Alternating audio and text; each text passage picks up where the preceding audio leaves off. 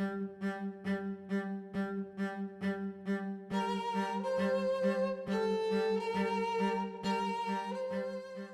Andrea Morissette-Grazzini, founder and CEO of WetheP. Happy to be here today with Eric Gieseke, the Chief of Police in Burnsville, Minnesota. Want to hear about his story. He's got an interesting story about how he came into the police work and how he's evolved all the way up to the position of chief. As young as he looks, he's the boss here. So great to have you here. Thank you for coming, Eric. Thanks for having me. We'd love to start a little bit with kind of where you do come from. As I shared with you, WetheP is about real people. And I know beyond your uniform, you're a real person. I've seen it, and would love to hear more about kind of, tell us a little bit about what in your childhood or what in your history brought you into this kind of work. Perfect. Well, thanks for having me. Thanks for inviting me. So really, I have a sort of a unique background in how I was drawn to the profession, and probably similar to a lot of officers who were drawn to the position that when they're serving the community. As a young kid, I was always fascinated with cops. There's a mystique about them, if you will. And I've heard it said before, and I believe it's absolutely true, that cops are just little kids who grew up to be what they said they were going to be. So for whatever reason, whether it was playing with the Matchbox cars as a little kid that were squad cars pretending I was that, or my big wheel pretending I was the cop, I was always fascinated by it. And partly because when I saw police officers, I admired the uniform, and I had a great deal of respect for what they did. So I knew they were always there to take care of us when we couldn't take care of ourselves. So it was just kind of a natural a thing inside of me to want to do it. Some other examples growing up, one of my best friends growing up, we were neighbors, we did everything together. She had some challenges in her household, and growing up, I had the opportunity, unfortunately, on more than one occasion to see several squad cars parked outside her house at different times of the day or in the middle of the night. And that was because her father at the time would come home and beat her mother. So one of my first images of the police in action was really at my neighbor's house.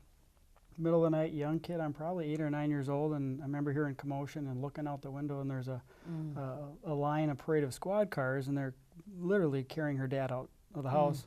And she's at the time in our house with her brother. They ran over and asked my mom and dad to help them out. And back then there wasn't 911. So you actually had to dial up that old phone that was like this, and really there was a time delay before the police officers could get there. So they came across the street to get help. And so we were always there to help them. My mother, father was always available to help them out. But I just remember having my friend going through that traumatic experience and just really appreciating the police officers when I saw them, that they were the ones there to help and stop the violence. I also had a mentor, and I believe being a mentor to people is incredibly important. I've heard this story, it's great. Be I wanted to mentor, ask if you were a naughty teenager, and I know this is a teenage story, so you have to tell us something. You did, maybe you weren't, but try. Well, I was a normal teenager. Which means, Eric? I did get in some mischief. I was never arrested. Fair enough. I did have some contacts with the police. Good. There was on occasion I was out late, past curfew and things like that, or maybe I was hanging out with kids who decided to push the envelope more than I did. I was a normal teenage kid, but I understood boundaries. And I was hanging around a group of kids at the time that were really pushing up against those boundaries and heading down a wrong road. And fortunately for me, Officer Craig Anderson of the Champlin Police Department recognized that. I was starting to, you really are who you hang out with. I think that's something we need to remind teenagers. You're the average of the 5 kids you spend the most time with. And I was hanging around with those 5 kids, and their average was low. And so they were doing some things that weren't necessarily legal or right, but there was a police officer, Andy Anderson, Champlin police officer, recognized that. Well, I was walking through the halls of the school one day. He looked at me and he kind of pointed over, and that's intimidating when you're a 12-year-old kid, and I wasn't real big, not real big now, and so this cop wants to talk to me. I'm like, looked over my shoulder hoping it was somebody else, and it wasn't. And he just said, "Hey, how you doing?" I said, "I'm fine." He goes, "You're kind of hanging around some people that are probably going to take you the wrong direction." And he was really decent, really professional, and I remember he grabbed my arm, and he squeezed my arm, and he goes, "Wow, you got some big biceps. You're a strong kid." I think I was 80 pounds. I was not a big, strong kid. But what he did, he said, "We've got a gymnastics program." But he wanted you to He wanted me to believe in myself. Right. And so there was a feeling from this officer, made me like, wow, maybe I got something special. He said, "I have a a gymnastics program. It's called Andy's Tigers. Hmm. And if you can get there, it's Tuesdays and Thursdays. If you can get to the gym, I'll make sure you get home, and maybe you should start gymnastics or try something other than what you're doing. And Mm-hmm. I was walking on cloud 9. Hmm. I really thought, wow, this So is that neat. quickly, so you're the guy with the 5 friends that are, Yes. and then this cop, it gives you just this glimmer that there's something beyond about you, Yes. there's some potential, and that quickly you're going, I feel cool. Yeah. This it is, was that.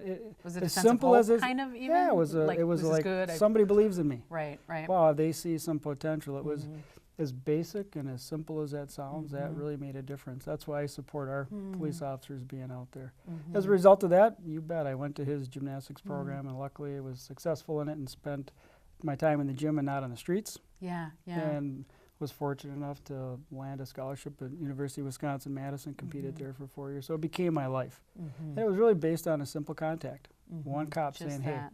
why But it don't was you try it? also, this was, so this cop, Andy Anderson, was what we in our work call a citizen professional. And a citizen professional is a person that takes their profession and takes it a step further into their community beyond their workday. So Andy Anderson, beyond his workday, was teaching gymnastics to youth, all boys or mix? It was or? it was an all boys program. Okay. And this was a volunteer program, or was it? He charged us, I think, $5. It was minimal. If you Okay. couldn't afford to go, Wow. he Wow. wouldn't charge you. Well, why did But he do that? I like the way you described that, because he went above and beyond. Didn't need to do that. It wasn't Right. part of his job description. Right, right. But he did it anyways. So why?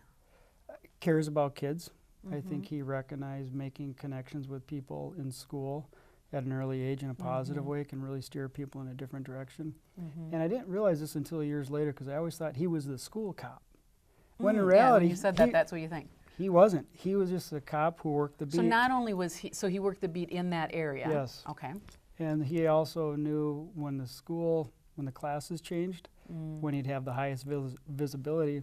So we always just assumed he was there all the time. So beyond that, he's a good guy that cares about kids, which I'm sure a lot of cops do, or certainly start that way.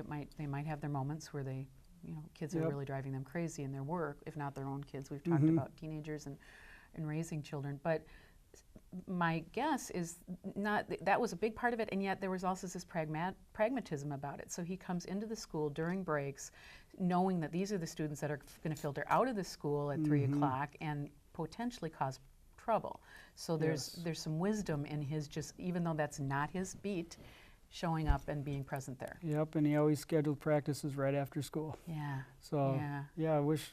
So he was a great role model. I mean, So I have that foundation that I've carried with me since I've, been a part of this profession. So you went to school in Madison, and your degree was in Psychology. Okay, and why psychology? Interested in people. Yeah, I'm curious about people, why people behave the way they do and do certain things. And I wasn't smart enough to do anything else. Not a doctor material. I was the reason there was a top half in school. I have psychologist friends. Yeah, They're pretty smart people. Oh, they're smart, but I was entry level.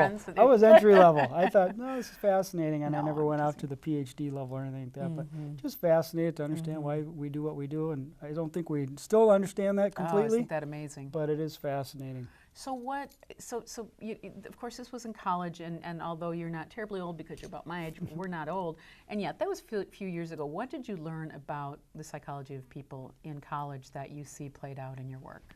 It's a good question. I think every day you see it in a different way.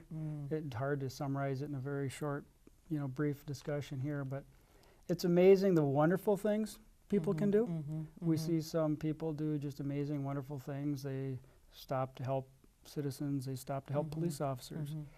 We had a gentleman last week who I would consider a hero. One of our officers was struggling with an individual, and he stopped with no regard to his own safety and helped the officer secure the situation. So you see the good things in people, and you like to focus on that, but you also see the dark side. And then the training in psychology helps you understand a little bit better, if that's possible, why people do terrible things. And sometimes you really don't quite understand it, but there's underlying factors, maybe mental health, maybe some other things. So it gives you a perspective to think beyond just what you would normally think about one individual or one circumstances.